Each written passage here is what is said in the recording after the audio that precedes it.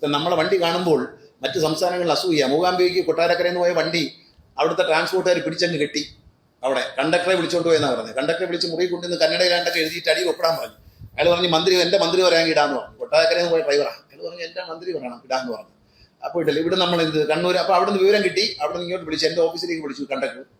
അപ്പോൾ തന്നെ ഇവിടുന്ന് വിളിച്ചു. കോഴിക്കോട് ഒരു കർണാടക ട്രാൻസ്പോർട്ട് കോർപ്പറേഷൻ വണ്ടി എടുത്തുകൊണ്ട് അതിങ്ങി പിടിച്ചു. അതിൻ്റെ കണ്ടക്ടർ മലയാളത്തിൽ എഴുതിയിട്ട് ഒപ്പിടാൻ പറഞ്ഞു. അവിടെ എവൻ ഇവിടെ ഒപ്പിടുന്നതിന് മുമ്പേ മറ്റേ ആളെ വിട്ടു. മറ്റേ ആളെ അപ്പോഴെ വിട്ടു. കാരണം ഇവിടെ പിടിച്ചു. അടിക്കടി അതിൽ വേറെ മരുന്നില്ല. ഏതാ നമ്മളെ വണ്ടി കണ്ടപ്പോൾ പ്രൈവറ്റ് ബസ്സാണെന്ന് വിചാരിച്ചു. എന്നൊക്കെ പറഞ്ഞിട്ടാണ് ഈ പുതിയ വണ്ടി കണ്ടിട്ട് കുശുമ്പാണ്.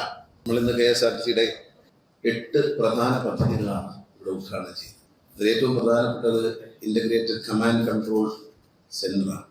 നമുക്കറിയാം KSRTC സംബന്ധിച്ച് നമുക്കുണ്ടായിരുന്ന 3-4 തടി മേശയും കസേരയും, അവിടെ 4-5 ലാൻഡ് ഫോണുകളും, അതെടുത്തുകൊണ്ട് കേരളത്തിലെ എല്ലാ കാര്യങ്ങളും പറഞ്ഞ് ശരിയാക്കുന്ന കുറച്ച് ജീവനക്കാരുമായി.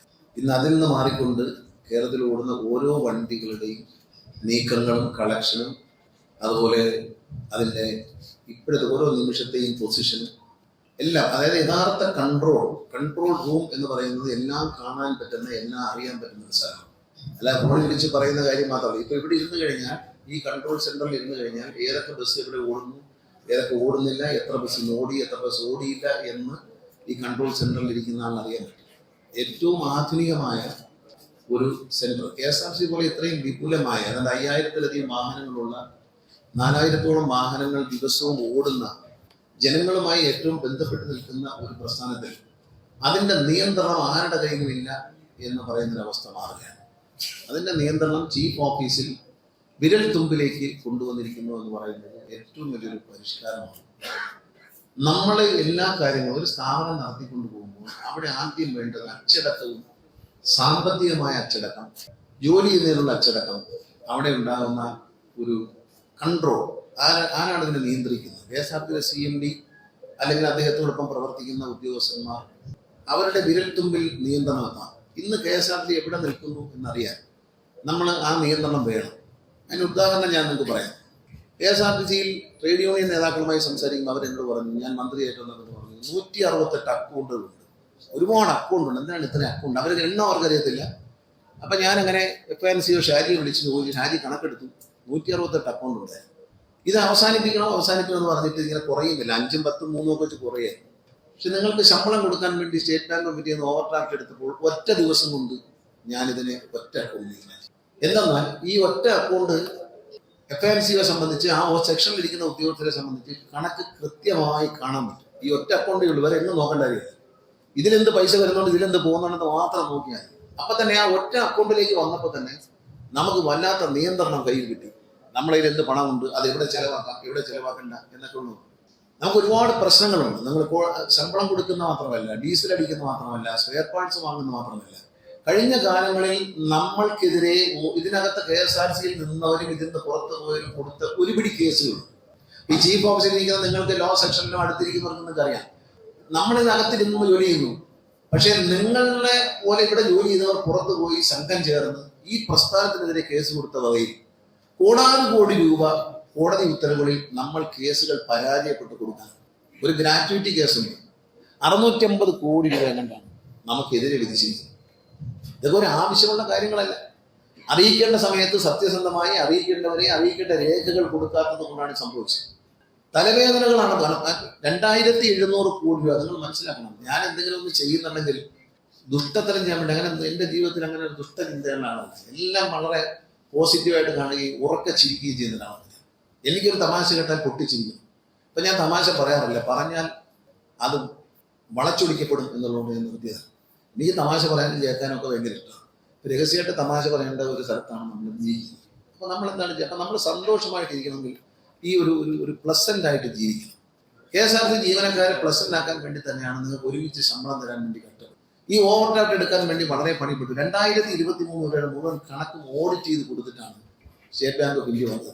നമ്മളെ സംബന്ധിച്ച് 2700 കോടി രൂപ ലോണുണ്ട് വിവിധ ബാങ്കുകൾ. നിങ്ങൾക്കറിയാം, കൺസോർഷ്യം എന്ന് പറഞ്ഞ സംഭവത്തിൽ ബാങ്കുകൾക്ക് ഒരു ദിവസം 1,19 ലക്ഷം രൂപയാണ് നമ്മൾ അടയ്ക്കുന്നത്. കഴിഞ്ഞ വർഷം ഞാൻ മന്ത്രിയായി വരുമ്പോൾ 1,06 ലക്ഷം രൂപ ഉണ്ടായിരുന്നു. ഇന്ന് ആ ടേംസ് ആൻഡ് കണ്ടീഷൻ വെച്ച് അത് 1,19 ലക്ഷം രൂപയായി മാറി. അപ്പം അത്രയും കൂടി പണം നമ്മളൊരു ദിവസം കണ്ടുപിടിക്കേണ്ടി വരിക. ഈ ഒരു വ്യത്യാസം, ഈ 6-ൽ നിന്ന് 19 വരുന്ന ഒരു വ്യത്യാസം നമ്മൾ എല്ലാ ദിവസവും കണ്ടുപിടിക്കേണ്ടിയിരിക്കും. അധിക ചെലവുകൾ വരെയാണ്. മറുവശത്ത് ഇങ്ങനെ കേസുകൾ പറഞ്ഞ് MACT കേസ് വൈകും തോറും 22% പലിശയാണ് കയറിക്കൊണ്ടിരിക്കുന്നത്. അപ്പൊ ഇതിനൊക്കെ ഒരു അവസാനം ഉണ്ടാക്കണ്ടേ? കാരണം MACT കേസുകൾ പറയുന്നവർ സാധാരണക്കാരാണ്. റോഡിൽ പോകുന്ന ഒരാളെ വണ്ടി ഇടിക്കുന്നു, മരിക്കുന്നു, കോടതി 5 ലക്ഷം രൂപ വിധിക്കുന്നു.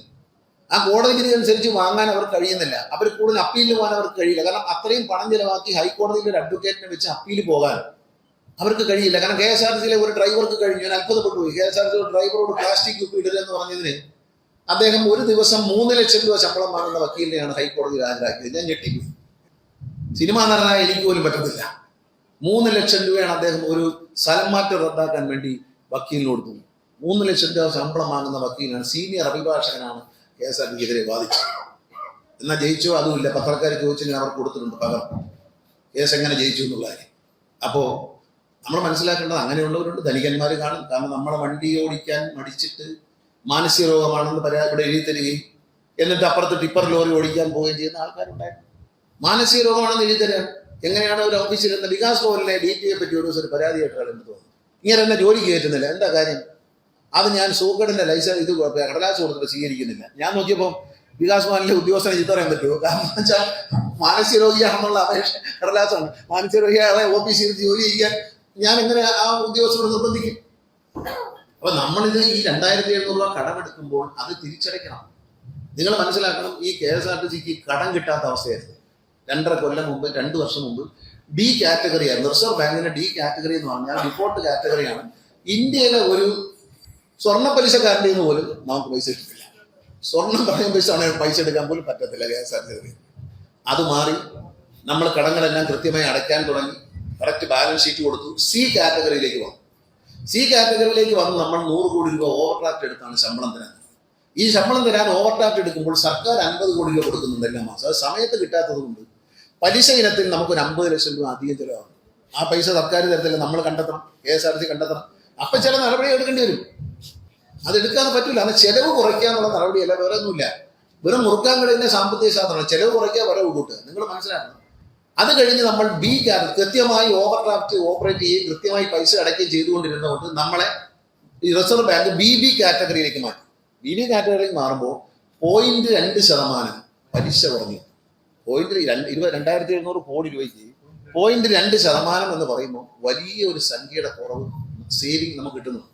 അത് കഴിഞ്ഞ് ഞാനൊരു ആശയം പറഞ്ഞു. ഞാൻ ദുഷ്ടനാണ്, എൻ്റെ ബുദ്ധിയില്ല, എനിക്ക് തുഗ്ലക്കാന്നൊക്കെ പറഞ്ഞാൽ എനിക്കൊരു വിരോധമില്ല. പക്ഷേ ഞാനൊരു ആശയം പറഞ്ഞു. MACT കേസുകൾ, പാവങ്ങൾ കേസ് പറഞ്ഞ് 5 ലക്ഷം വിധിച്ചു. പാവപ്പെട്ടവരാണ്, അപ്പീൽ പോകാൻ വക്കീലിന് കൊടുക്കാൻ പൈസയില്ല, വിഷമിക്കുന്ന പാവങ്ങളാണ്. അപ്പം ഞാൻ ബഹുമാനപ്പെട്ട സുപ്രീം കോടതി തന്നെ പറഞ്ഞിട്ടുണ്ട് അദാലത്തുകൾ വെച്ച് കേസ് തീർക്കണമെന്ന്. അപ്പോൾ ഹെന്ന ചുമതല എടുത്തപ്പോൾ ഞാൻ ഹെന്നോട് പറഞ്ഞു, ഞാനൊരു ആശയം പറയുകയാണ്. എല്ലാ ബഹുമാനപ്പെട്ട കോടതികളെ അറിയിക്കുക. എല്ലാ വക്കീലന്മാരെ ഞാൻ നേരിട്ട് ഫോൺ ചെയ്തു. നമ്മുടെ ട്രാൻസ്പോർട്ട് വക്കീലന്മാരെ എല്ലാം ഫോൺ ചെയ്തു. എന്നിട്ട് സ്റ്റാൻഡിംഗ് കൗൺസിലിനെ ഫോൺ ചെയ്ത് പറഞ്ഞു ഒരു അദാലത്ത്. ഇപ്പോൾ ബഹുമാനപ്പെട്ട ഹൈക്കോടതിയോടും ജില്ലാ ജഡ്ജിമാരോടും നമ്മൾ അഭ്യർത്ഥിച്ചു ഒരു അദാലത്ത് നടത്താൻ അനുവദിക്കണം. കോടതി വിധിച്ച തുക 5 ലക്ഷം രൂപ വിധിച്ചെങ്കിൽ ആ 5 ലക്ഷം രൂപ ഞങ്ങൾ അടയ്ക്കാൻ തയ്യാറാണ്. 30 ദിവസത്തിനുള്ളിൽ ഞങ്ങൾ കെട്ടിവെക്കാം പൈസ. അപ്പോൾ ഷാജി പറഞ്ഞ സാറേ പൈസ ഇല്ല, മതി, ഉള്ള പൈസ അഡ്ജസ്റ്റ് ചെയ്ത് നമ്മൾ കിട്ടും. അപ്പോൾ എന്താണ്, അങ്ങനെ അദാലത്ത് വെച്ചു. ഏതാണ്ട് 231 കേസുകളാണ് ഇന്നലെ വരെ ഹെന്നയുടെ നേതൃത്വത്തിൽ. അപ്പൊ ജില്ലാ ജഡ്ജാണ് അദ്ദേഹം വിധിച്ചു കഴിഞ്ഞാൽ അപ്പീലില്ല, അവിടെ വെച്ച് തീർന്നു, സെറ്റിൽ ചെയ്ത് തീർന്നു. നമ്മുടെ 231 കേസുകൾ അവസാനിച്ചു, കോടതി കേസുകൾ. അതിലൂടെ KSRTCക്ക് കൊടുക്കേണ്ടിയിരുന്ന പൈസ, പലിശയുടെ പലിശയും ചേർത്ത് കൊടുക്കേണ്ടിരുന്ന പൈസ പോയിട്ട് മുതൽ മാത്രം കൊടുക്കാൻ കോടതി നിർദ്ദേശിച്ചു, സെറ്റിൽ ചെയ്തു. KSRTC കഴിഞ്ഞ 2 മാസത്തിനുള്ളിൽ 8.6 കോടി രൂപ ലാഭമുണ്ട്. 231 കേസും തീർന്നു. നിങ്ങൾ ആലോചിക്കണം, ശരിയാറില്ല. 231 കേസിന് വക്കീലിന് ഫീസ് കൊടുക്കണം, കേസ് നടക്കണം, കേസ് തോക്കണം, പിന്നെ അപ്പീൽ പോകണം. ഇത് തന്നെ ജോലി. ഇതെല്ലാം അവസാനിച്ച് 231 കേസ് തീർന്നു. ജീവനക്കാർക്കെതിരെ 3500ഓളം കേസുകൾ ഉണ്ടായിരുന്നു. അതിൽ അദാലത്ത് വെച്ച് 2500 തീർത്തു. ഞാനിപ്പോൾ ഷാജിയോട് ചോദിക്കുകയായിരുന്നു. ഞാൻ തന്നെ നേരിട്ടാണ് ഹിയർ ചെയ്തുകൊണ്ടിരുന്നത്. ഇവർ ഹിയർ ചെയ്ത് എൻ്റെ അടുത്ത് കൊണ്ടുവരും, ഞാൻ തന്നെ കേൾക്കും. കാരണം അനീതി ഉണ്ടാവാൻ പാടില്ല. 2 രാഷ്ട്രീയ പാർട്ടി പ്രവർത്തിച്ചത് കൊണ്ട് 2 ജീവനക്കാർക്ക് ഒരേ കുറ്റത്തിന് 2 ശിക്ഷ പാടില്ല എന്ന് ഞാൻ തീരുമാനിച്ചു. അതുകൊണ്ട് ഞാൻ നീതിപൂർവ്വം എന്നോട് തന്നെ സംശയമുള്ളതല്ല, എന്നോട് ചോദിച്ചിട്ടാണ് ചെയ്യാൻ പോകുന്നത്. എന്നോട് ചോദിച്ചത് എല്ലാവർക്കും രാഷ്ട്രീയം നോക്കാതെ എല്ലാവർക്കും ഒരേ നീതി. 2500 കേസുകൾ ജീവനക്കാർക്കെതിരെ ഉണ്ടായത് 2500 കേസുകൾ തീർന്ന ഒരു കാലഘട്ടം ഇതിനു മുമ്പ് KSRTCയിൽ ഉണ്ടായിട്ടുണ്ടോ? മനസ്സമാനായിട്ട് ജീവിച്ചൂടെ ജീവനക്കാർക്ക്? പെൻഷൻ പറ്റാൻ നേരം ഇത് വരില്ലേ, പിടിക്കില്ലേ ഈ സാധനം? പെൻഷൻ പറ്റി കഴിയുമ്പോൾ പെൻഷൻ മാറാതെ കിടക്കില്ലേ? ഇതൊന്നും ഉണ്ടാവാതിരിക്കാൻ വേണ്ടി ചെയ്തതാണ്. 2500 കേസുകൾ തീർത്തു. ഇനി 1000-ൽ താഴെ കേസുകളെ ഉള്ളൂ. അതും പെട്ടെന്ന് തന്നെ തീർക്കാൻ തീരുമാനിച്ചിട്ടുണ്ട്. ഇതൊന്നും ഈ ഫയലുകൾ ഈ ഓഫീസിൽ കിടന്ന് ഇങ്ങനെ ചവിട്ടി തേച്ച് ആളുകളെ പെൻഷൻ കിട്ടാതാക്കുക. പെൻഷൻ ഫയലുകൾ ഇവിടെ വരട്ടെ, എല്ലാം ഇനി ഓരോ ഓഫീസിലും വെച്ചേക്കേണ്ട, എല്ലാം ചീഫ് ഓഫീസിലേക്ക് വരട്ടെ. ഇവിടെ നിന്നാണല്ലോ പെൻഷൻ പ്രോസസ് ചെയ്യുന്നത്. പെൻഷൻ പറ്റി കഴിഞ്ഞാൽ നിങ്ങൾ മനസ്സിലാക്കണം, എന്തൊക്കെ പേപ്പർ വേണം ചോദിച്ചാൽ നാളെ ആ പേപ്പർ കൊണ്ട്, അടുത്ത ദിവസം അടുത്ത പേപ്പർ കൊണ്ട്, അങ്ങനെ നടത്താറില്ല. ഒരു ലിസ്റ്റ് ഉണ്ട്, ആ ലിസ്റ്റും പ്രകാരമുള്ള പേപ്പറുകൾ സമർപ്പിച്ചു കഴിഞ്ഞാൽ നേരെ ഡിപ്പോയിൽ നിന്ന് ചീഫ് ഓഫീസിലേക്ക് അയക്കുക, ഇവിടെ വെച്ച് പെൻഷൻ നടപടികൾ സ്വീകരിക്കുക. ഇതൊക്കെ ഒരു കൃത്യതയും ഒരു അച്ചടക്കവും നമുക്ക് വേണം. എല്ലാം കമ്പ്യൂട്ടറിലേക്ക് മാറി.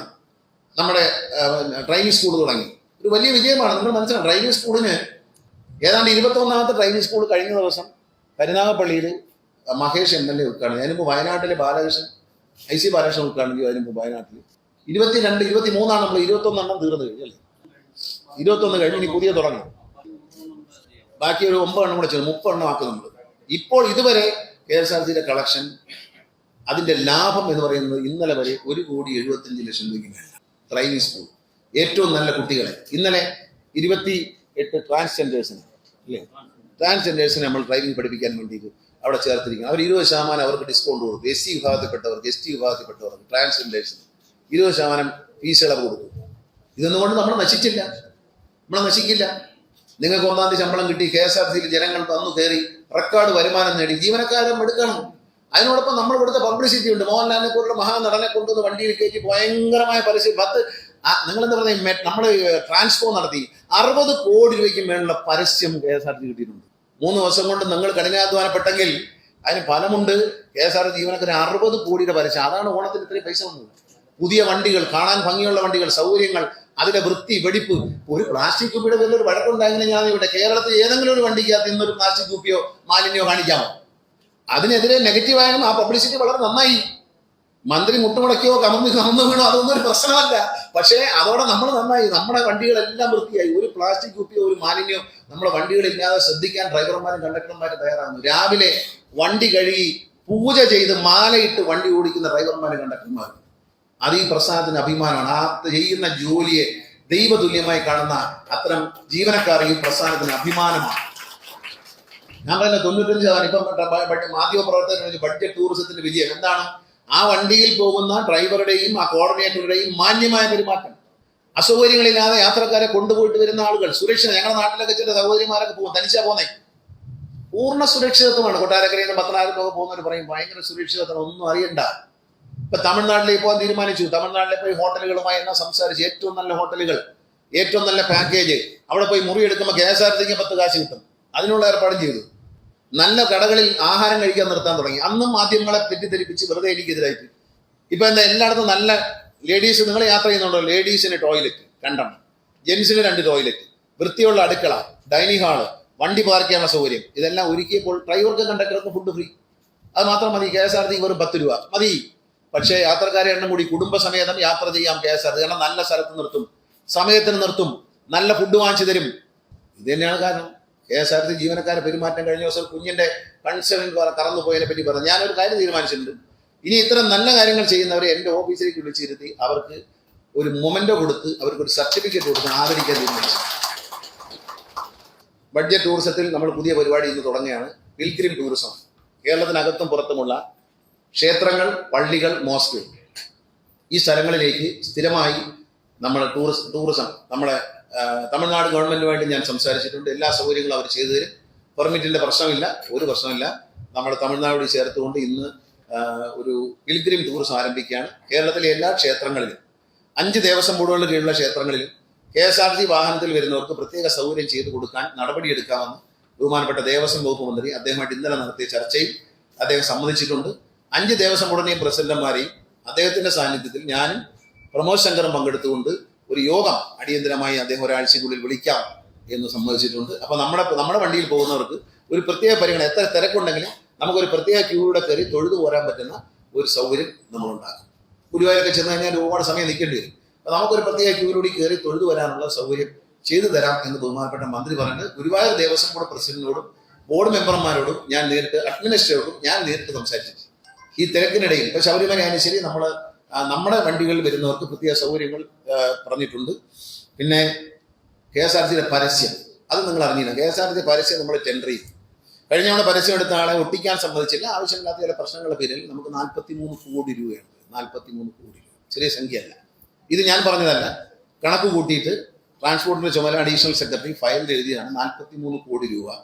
അതായത് 9.5 കോടി രൂപയ്ക്ക് 5 വർഷത്തേക്ക് ഒരാൾക്ക് ആദ്യത്തെ വർഷം 9.5 കോടി രൂപ ഒരാൾ ടെൻഡർ വിളിച്ചെടുക്കുക. അയാൾ 2ാം വർഷം അതിന്റെ 10% വർധനയോടെ അടയ്ക്കണം. 9.5 9.80 കോടി 80 ലക്ഷം രൂപ. അതിന്റെ 10% വർധനയോടെ 2ാം വർഷം. 3ാം വർഷം അതിന്റെ ആ തുകയുടെ 10% വർദ്ധിപ്പിച്ച് അടയ്ക്കണം. ഒരു കൊല്ലം അയാളെ ഒട്ടിക്കാൻ സമ്മതിച്ചു, എഗ്രിമെന്റ് ഇട്ടില്ല.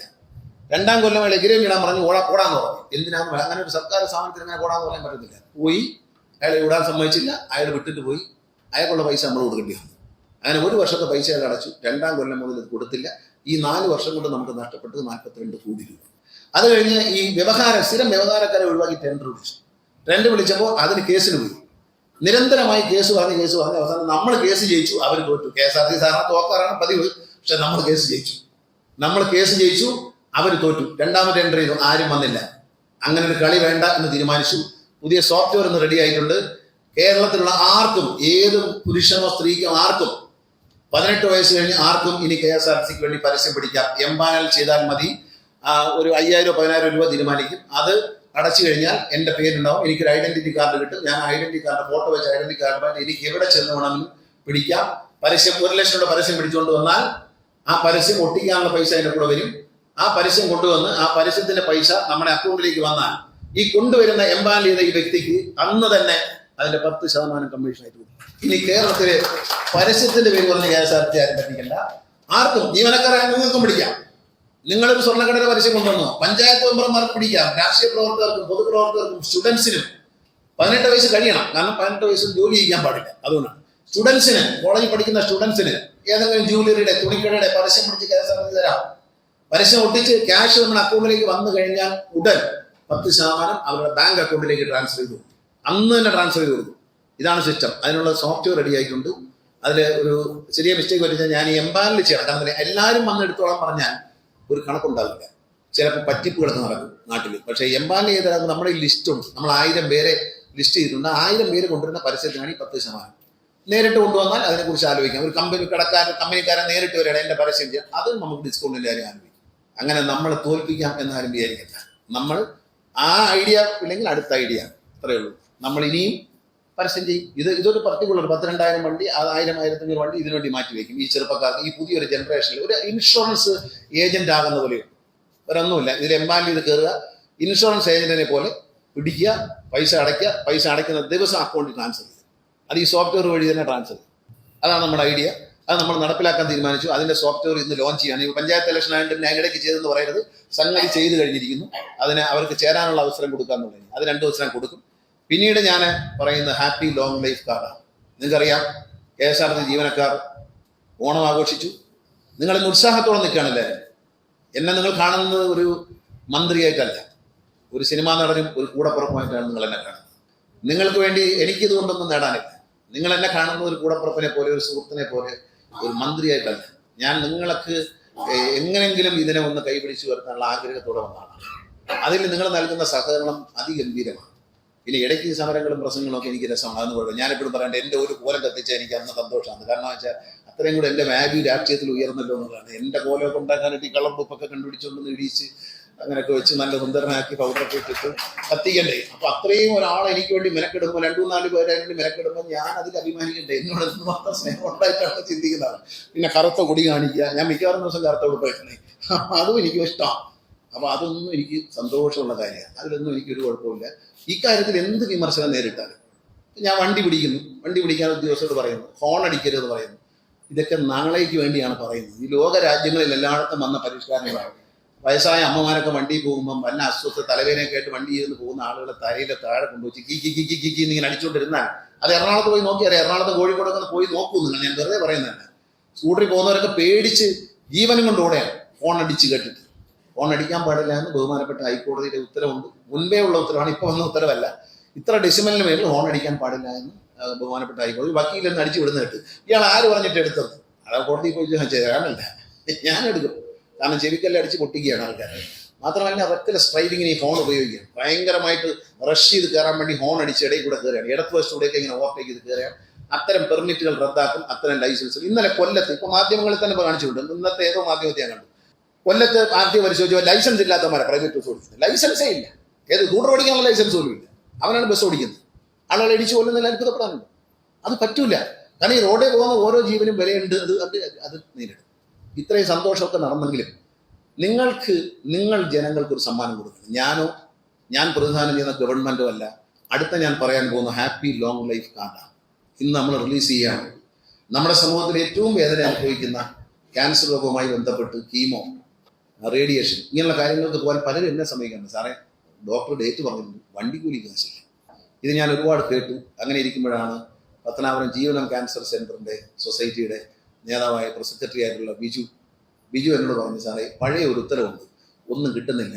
സിറ്റി ബസ്സിനകത്ത് മെഡിക്കൽ കോളേജിൽ പോകാൻ വേണ്ടി ഒരു ഉത്തരവുണ്ട്. ഞാൻ ഈ ഉത്തരവ് വായിച്ചു. ഞാൻ പ്രമോദ് ശങ്കരമായിട്ടിരുന്നു. ഇത് ഇവർക്ക് ഞാൻ കൊടുക്കുന്ന സമ്മാനമല്ല, ഇടതുപക്ഷ ജനാധിപത്യത്തിന് കൊടുക്കുന്ന സമ്മാനമല്ല, നിങ്ങൾ KSRTC ജീവനക്കാർ നൽകുന്ന സമ്മാനമാണ്. നിങ്ങൾ ഓർത്തുകൊണ്ടിരിക്കുക.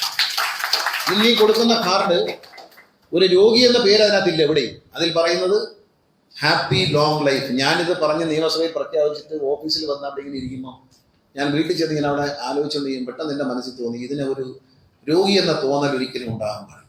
ഈ രോഗത്തിൽ നിന്ന് മോചനം നേടുക എന്നുള്ളതാണ് നമ്മളെല്ലാം പ്രാർത്ഥിക്കുന്നത്. സാധാരണക്കാരെ സംബന്ധിച്ച് ഒരാൾ ക്യാൻസർ രോഗിയായി മാറി എന്ന് പറയുന്നത് എത്ര വലിയ പണക്കാരനാണെങ്കിലും പാവപ്പെട്ടവരാണ്. ആദ്യം മാനസികമായി ആ കുടുംബം തളരും. മാനസികമായി ആ വിവരം അറിയുന്ന ദിവസം മാനസികമായ വ്യക്തി മാത്രമല്ല, ആ കുടുംബവും ബന്ധുക്കളും അച്ഛനമ്മമാരും ഭാര്യയും മക്കളും എല്ലാം തകർന്ന് തരിപ്പണമാകും. പക്ഷെ ജീവൻ രക്ഷപ്പെടും ചികിത്സിച്ച് കഴിയുമ്പോൾ. പക്ഷേ അതല്ല നമ്മുടെ മനസ്സിലുള്ള ധാരണ. എല്ലാം പോയി എന്നാണ്. അത് കഴിഞ്ഞ് നമ്മൾ ചികിത്സിക്കും, നമ്മളതിന് രക്ഷപ്പെടും. അതിന് ചികിത്സയുണ്ട്, രക്ഷപ്പെടും, ഒക്കെ ഉണ്ട്. പക്ഷേ അതിൻ്റെ ചികിത്സയ്ക്ക് വേണ്ടി ചിലവന്ന പണം വെച്ച് നോക്കിയാൽ സാമ്പത്തികമായ കുടുംബം പാടിയെ തകർന്നിരിക്കും. താമസിക്കുന്ന വീട് വരെ വിൽക്കേണ്ടി വന്ന ഒരുപാട് പേര് ഇരിക്കും. ചെറിയ കൂടിൽ 2 സെന്റിൽ ഇരിക്കുന്ന ഒരു ചെറിയ വീടാണ്, അതുവരെ വിൽക്കേണ്ട ഒരു ഗതികേട് വന്നിട്ടുള്ളവരുണ്ട്. സമ്പത്തുള്ളവർക്കും ഇത് ബുദ്ധിമുട്ടാണ്, സമ്പത്തില്ലാത്തവർക്കും ബുദ്ധിമുട്ട്. അതുകൊണ്ട് അവർക്ക് യാത്ര, നമുക്ക് വരെ അവർക്ക് പൈസ കൊടുത്ത് കായ്ക്കാനൊന്നും ഇല്ല. നമ്മുടെ ബസ്സുകളിൽ ഒരുപാട് സീറ്റ് ഒഴിഞ്ഞിടക്കാറുണ്ട്. ഞാൻ ഇതിൻ്റെ എല്ലാ കണക്കെന്നും നോക്കുന്നവരാണ്. 2 സീറ്റ് ഒരു ബസ്സിൽ ഒരു ദിവസം പോയത് കൊണ്ട് നമുക്കൊന്നും സംഭവിക്കും. അതുകൊണ്ടാണ് കേരളത്തിൽ എവിടെ നിന്ന്, ഇപ്പൊ കോഴിക്കോടുള്ള ഒരാൾ ഉദാഹരണം പറയാം, മൂവാറ്റുപുഴ വന്ന് താമസിക്കണം മകളോടൊപ്പം. എറണാകുളത്ത് ലേക്ക് ഷോറിലാണ് അവർക്ക് ചികിത്സിക്കേണ്ടതെങ്കിൽ പ്രൈവറ്റോ ഗവൺമെന്റോ ഒന്നും നോക്കുന്നില്ല, സൂപ്പർ ഫാസ്റ്റ് മുതൽ താഴോട്ടുള്ള വണ്ടികളിൽ അവർക്ക് കൺസെഷൻ അനുവദിക്കുക.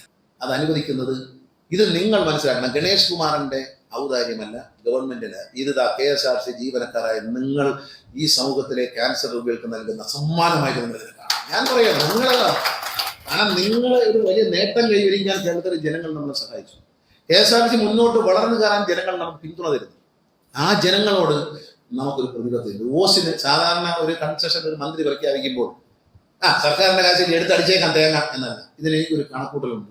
ഇത് രോഗികൾ ആവശ്യത്തിനല്ലാതെ ഉപയോഗിക്കില്ല. അവരെ ആ യാത്രയ്ക്ക് ഉപയോഗിക്കും.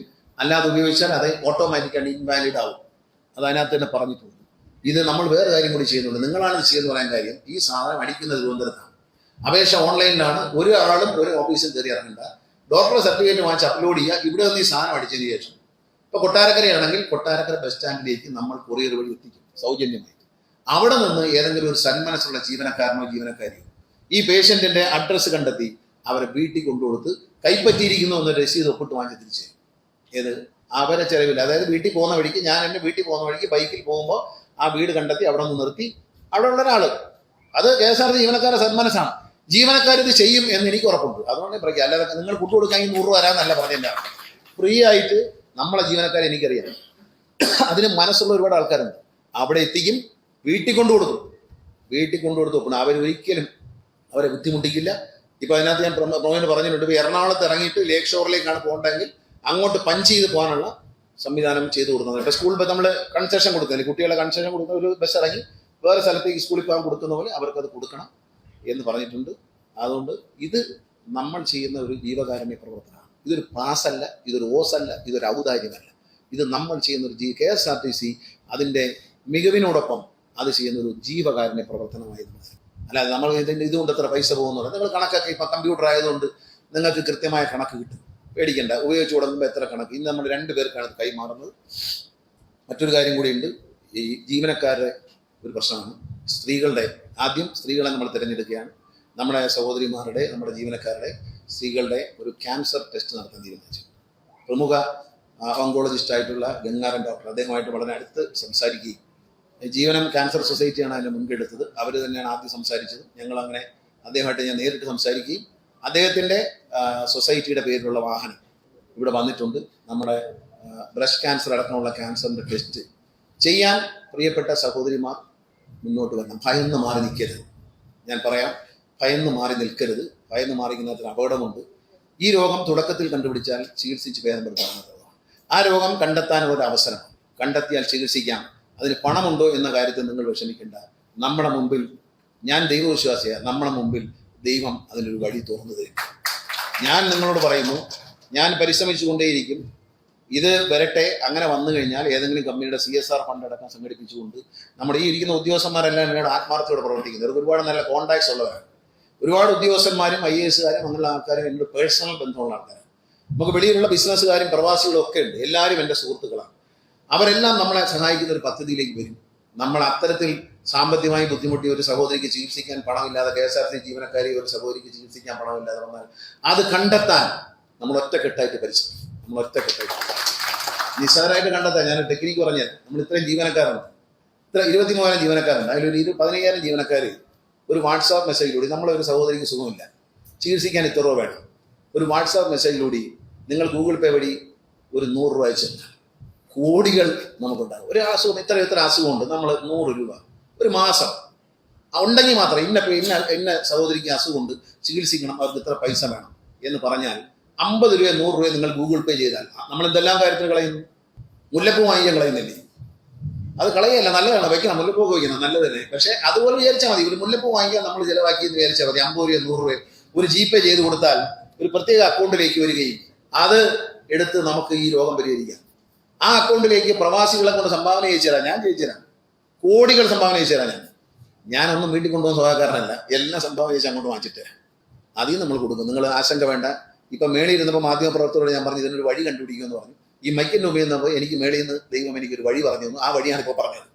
ഈ വഴി രണ്ടും നല്ലതല്ലേ? നമ്മളൊരു സംഖ്യ ശേഖരിക്കുന്നു, ഞാനടക്കം ഒരു ഗൂഗിൾ പേ ചെയ്യുന്നു ഇങ്ങനത്തെ അവസരത്തിൽ. അതുകൊണ്ട് ഭയപ്പെടേണ്ട. രോഗമുണ്ടെന്ന് കണ്ടെത്തിയാൽ ചികിത്സിച്ച് ഭേദമാക്കാം. കാണാതെ ഒളിച്ചുകൊണ്ട് നടക്കരുത്. കാരണം ഞാൻ എൻ്റെ ഒരു അനുഭവം പറയാം. ശ്രീവിദ്യ എന്ന വലിയ കലാകാരി, അവരെന്നോട് പറഞ്ഞിട്ടുണ്ട്, അവർക്ക് ക്യാൻസർ ഉണ്ട് എന്നൊരു ഡോക്ടർ സംശയം പറഞ്ഞു. അപ്പോൾ അവർ പറഞ്ഞ് പ്രാർത്ഥിച്ചാൽ മാറുന്ന ആരോ പറഞ്ഞു. അങ്ങനെ അവർ എസ്കേപ്പ് ചെയ്യാണ്. അത് അവരെ കുഴപ്പമല്ല. ഏതൊരു മനുഷ്യനും ഈ രോഗമുണ്ടോ എന്ന് സംശയം തോന്നിയാൽ കഴിയുന്നതും പരിശോധിക്കാതെ അങ്ങ് പോകാൻ നോക്കും. ഉണ്ടെന്നറിഞ്ഞാൽ ഞെട്ടണ്ട. ഉണ്ടെന്നറിഞ്ഞാൽ ചികിത്സിച്ച് ഭേദപ്പെടുത്താം. അതുകൊണ്ട് എല്ലാ സഹോദരിമാരും പറഞ്ഞു, ഇന്ന് ആരംഭിക്കുകയാണ് നമ്മുടെ ഈ ഒരു ഡ്രൈവ്. ഇതിൽ നിങ്ങൾ എല്ലാവരും പങ്കെടുക്കണം. ഇതിൽ ധൈര്യത്തോടെ നിങ്ങൾ ഇതിനെ അഭിമുഖീകരിക്കൂ. അതിനെങ്ങനെ നേരിടാം എന്നുള്ള കാര്യം നമ്മൾ പദ്ധതി ഉണ്ടാക്കും. അതിനെപ്പറ്റി ആശയല്ല. എൻ്റെ പൈസ ഇല്ലല്ലോ, ഞാൻ ഇനി കണ്ടത് സുഖമില്ലെന്ന് പറഞ്ഞാൽ അങ്ങനെ അതിനെപ്പറ്റി വിഷമിക്കും. ആ ചാപ്റ്റർ മറന്നേക്കൂ.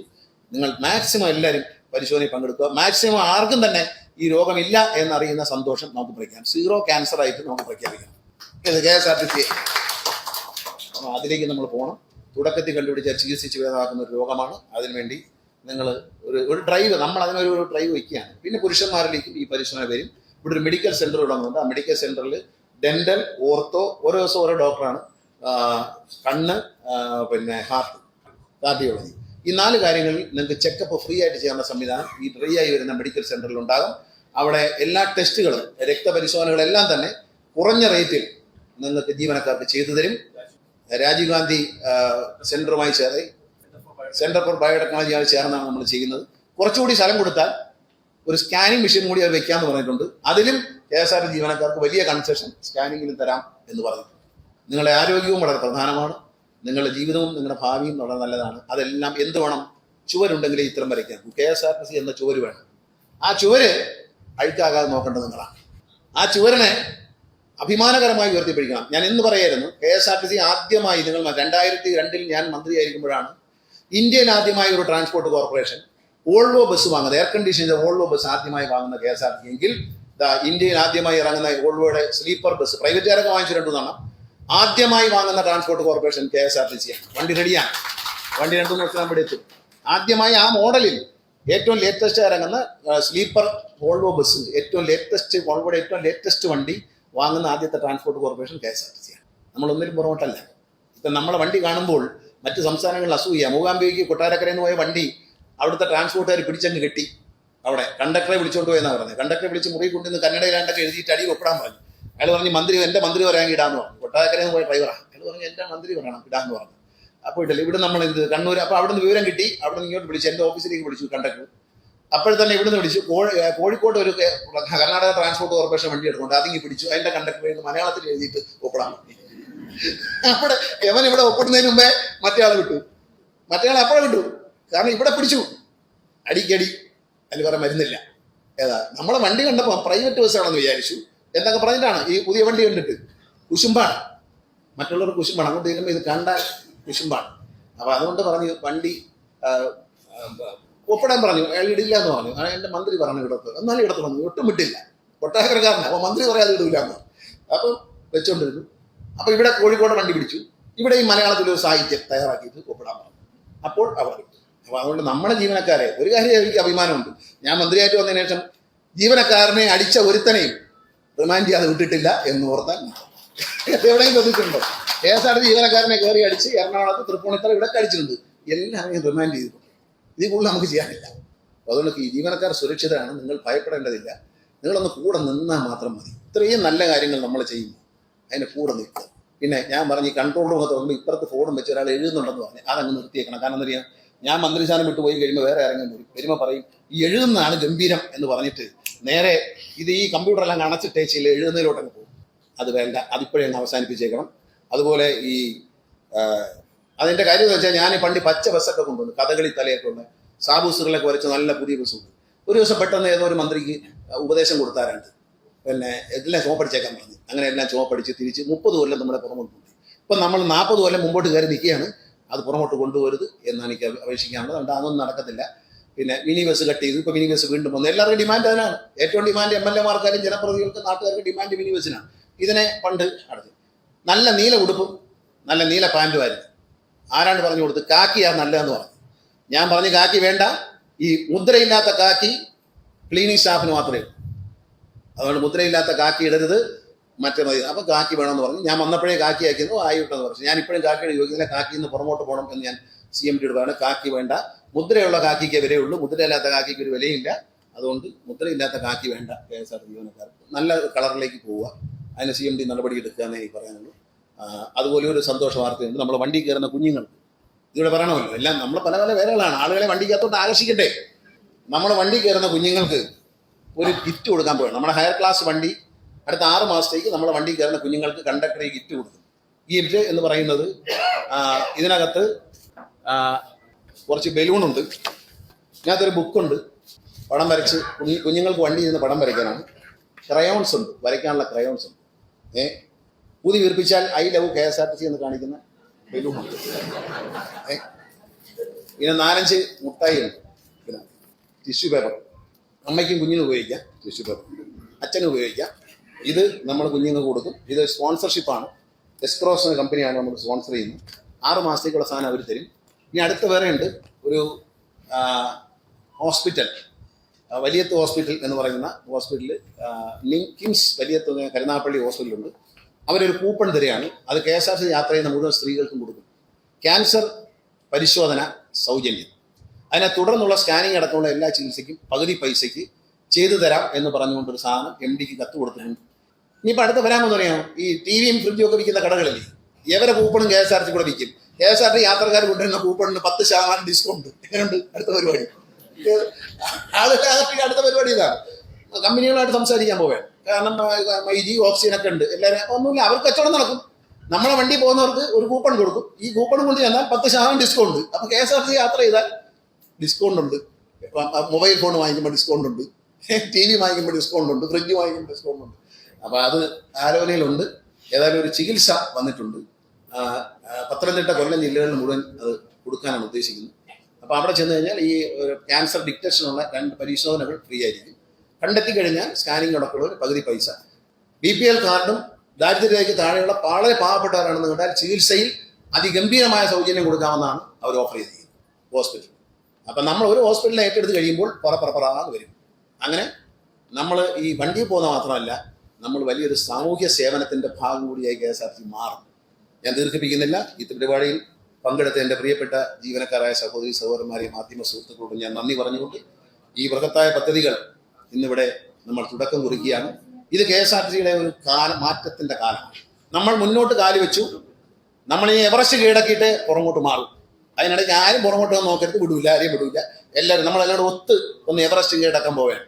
അപ്പോൾ നമ്മളെല്ലാവരും ഒരുമിച്ച് മുന്നോട്ട് പോകും. നിങ്ങളുടെ ഓരോരുത്തരെയും സഹകരണം വേണം. ഒരു തെറ്റിദ്ധാരണയും വേണ്ട. എന്തെങ്കിലും കാര്യമുണ്ടെങ്കിൽ എന്നെ സെക്രട്ടേറിയറ്റ് ഒന്ന് കണ്ടാൽ ഞാൻ ഉത്തരം പറഞ്ഞുതരാം. അതുകൊണ്ട് ഒരാശയം വേണ്ട. ജീവനക്കാരെ ദ്രോഹിക്കുന്ന, ജീവനക്കാരെ ഉപദ്രവിക്കുന്ന, നിങ്ങളെ നോക്കുന്ന കാര്യങ്ങൾ ചെയ്യില്ല. നിങ്ങളോടും എനിക്ക് പറയാനുള്ളത്, ഔദ്യോഗിക രഹസ്യങ്ങളൊന്നും വെളി പറഞ്ഞു കൊടുക്കാതെ അവനവൻ ചെയ്യുന്ന ജോലി കറക്റ്റായിട്ട് ചെയ്ത് സന്തോഷമായിട്ടിരിക്കുക. അത് എനിക്ക് പറയാനുള്ളൂ. നിങ്ങൾ ആഫീസിൽ ജോലി ചെയ്യുമ്പോൾ പല രഹസ്യങ്ങളും നിങ്ങൾ അറിയും. അത് നിങ്ങൾ പറയേണ്ട കാര്യമില്ല, വെളിയിൽ ഡിസ്കസ് ചെയ്യേണ്ട കാര്യമില്ല. നിങ്ങൾ നിങ്ങളുടെ ജോലി ചെയ്യുക കൃത്യമായി. അമിതമായ ജോലി ഭാരം എല്ലാം കുറയും. അത് ഒന്നും ഒരു കുഴപ്പം വരത്തില്ല. കമ്പ്യൂട്ടറൈസേഷൻ വന്നു, എല്ലാവരുടെയും ജോലി ഭാരം കുറയ്ക്കും. ഈ ടിക്കറ്റ് എഴുതുന്നിടത്ത് പോലും 3 ബുക്കിൽ എഴുതണം. അപ്പോൾ അത് ഒഴിവാക്കുകയാണ്. പ്രിൻ്റ് ഔട്ട് മതി എന്ന് തീരുമാനിച്ചിട്ടുണ്ട്. ടിക്കറ്റ് കളക്ട് ചെയ്യുന്ന ടിക്കറ്റ് ആൻഡ് ക്യാഷ്. അതുപോലെ കുഞ്ഞുങ്ങളെ കൺസെഷൻ അവിടെ ഇവിടെയൊക്കെ എഴുതണമായിരുന്നു. ഒന്നും വേണ്ട, കമ്പ്യൂട്ടറിലാക്കി അതെല്ലാം ആവശ്യമില്ലാത്ത രജിസ്റ്ററുകളും അതിലുള്ള എഴുത്തുകൾ ജോലിയുടെ നിന്നൊക്കെ നിങ്ങൾ ഒഴിവാക്കുക. ആവശ്യമില്ലാത്ത എഴുത്തുകുത്തുകൾ ഇനിയില്ല, എല്ലാം കമ്പ്യൂട്ടർ ആവുകയാണ്. അതെല്ലാം പ്രിൻ്റ് ഔട്ട് എടുക്കാം, നമ്മളിലുണ്ട്. നമ്മൾ അതിനെ രേഖയാക്കി വയ്ക്കുക. നിങ്ങൾ എഴുത്തുകുത്ത് പരമാവധി നിങ്ങളെ രക്ഷപ്പെടുത്തും. ഒരുപാട് ബുക്കുകൾ കീപ്പ് ചെയ്യുക, അതൊക്കെ നല്ലതല്ല. ഞാൻ ട്രേഡ് യൂണിയൻ നേതാക്കളും എന്നോട് സംസാരിച്ചപ്പോൾ ഞാൻ പറഞ്ഞു, ഒരുപാട് ബുക്കുകൾ കീപ്പ് ചെയ്യുന്നത് ബുദ്ധിമുട്ടാണ്. ഞാൻ ദീർഘിപ്പിക്കുന്നില്ല. എല്ലാവിധ നന്മകളും നേരും. നമ്മൾ 2 സഹോദരങ്ങൾക്ക് ഞാൻ ഈ ഹാപ്പി ലോങ് ലൈഫ് കാർഡ് കൊടുക്കുകയാണ്. ആ ലോങ് ലൈഫ് കാർഡ് എന്നുള്ള പേര് അന്വർത്ഥമാകും എന്ന കാര്യത്തിൽ എനിക്ക് അത് സംശയമില്ല. അത് കൊടുക്കുന്നു, അവരെ അത് അന്വർത്ഥമാക്കും. അവർ long life, happy long life ആയിരിക്കും എന്ന് പറഞ്ഞുകൊണ്ട് ഈ ചടങ്ങുകളുടെ ഉദ്ഘാടനം നിർവഹിച്ചായി അറിയിക്കുന്നു. നന്ദി, നമസ്കാരം, ജയ് ഹിന്ദ്. നന്ദി സാർ. വളരെ ചുരുങ്ങിയ കാലയളവിനുള്ളിൽ ഇത്രയധികം നേട്ടങ്ങൾ KSRTC